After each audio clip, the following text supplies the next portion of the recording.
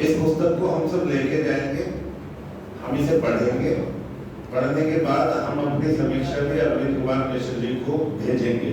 ये मैं इसलिए बता रहा हूँ कि कहीं ऐसा ना हो पूरी पुस्तक यहीं पढ़ के सुनाने लगे।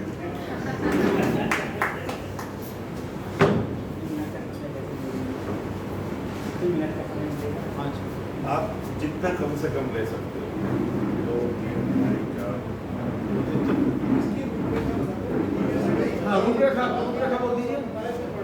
मैं से सबसे महत्वपूर्ण इसको पढ़ा।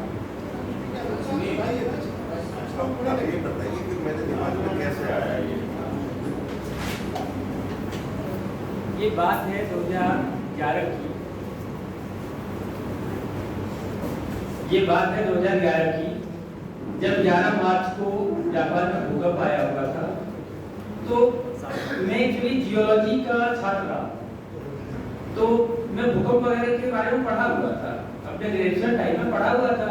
तो थोड़ा ज्यादा मतलब होता है कि किसी चीज में आपकी रुचि तब बढ़ जाती है जब उसके बारे में थोड़ा बहुत जानते हैं।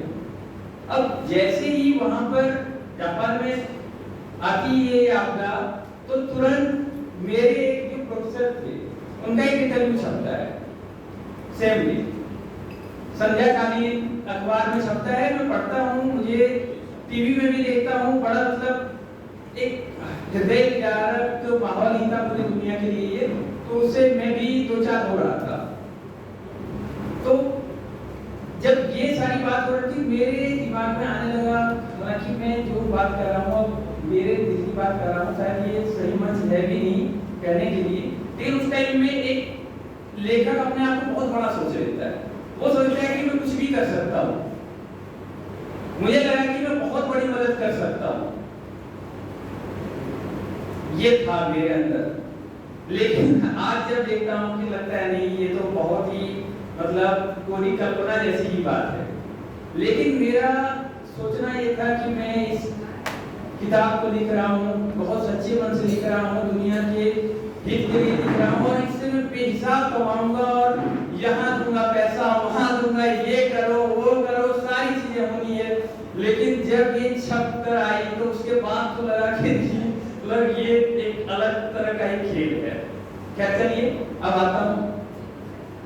इसकी एक बात रहती है ऋषिका, और उसका पति है हार्तो। हार्तो एक अनाथ बालक है, और इसका जो नर्स उसे कुछ दिनों के लिए पालती है, उसे गोद दिलवाती है, उसी की बिटिया है।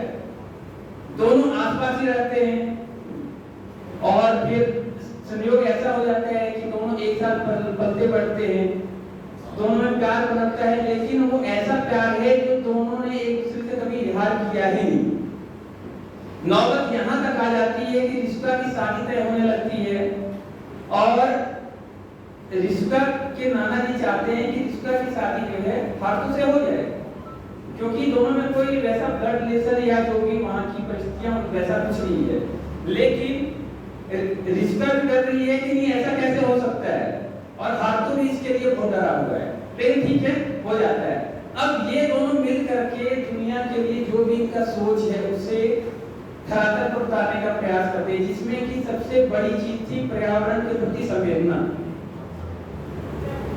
तो पर्यावरण के लिए अपनी संवेदना व्यक्त करते हैं, साथ में वो व्यक्त करने का माध्यम ऐसा है कि वो ग्राउंड लेवल पर उतारते हैं उसे।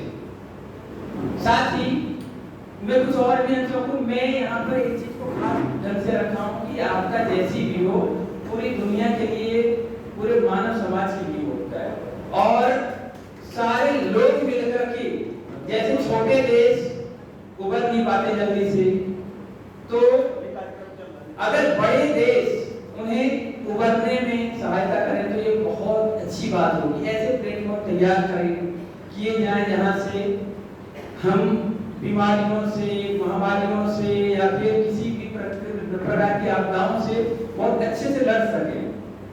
और एक बात, जैसे न्यूक्लियर टाइप की जो मतलब आपदाएं आती हैं, जो कि वहां पर हुआ था सुनामी के बाद वहां होता है, तो वो बहुत ज्यादा डैमेज करता है।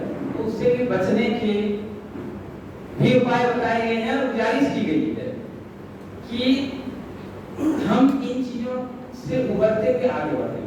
मतलब जरूरी नहीं है कि हम न्यूक्लियर रिएक्टर बनाए ही, या फिर जो हम बम वगैरह न्यूक्लियर बम वगैरह हैं तो इनका न्यूक्लियर बम वगैरह सारे देश बनाकर बैठे हुए एक दूसरे से लड़ाई को तैयार हैं।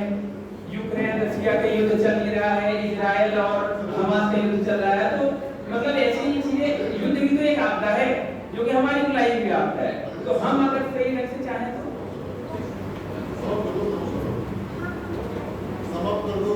अच्छा, तो ठीक है, बाकी तो आप देखेंगे तो पता चल ही जाएगा।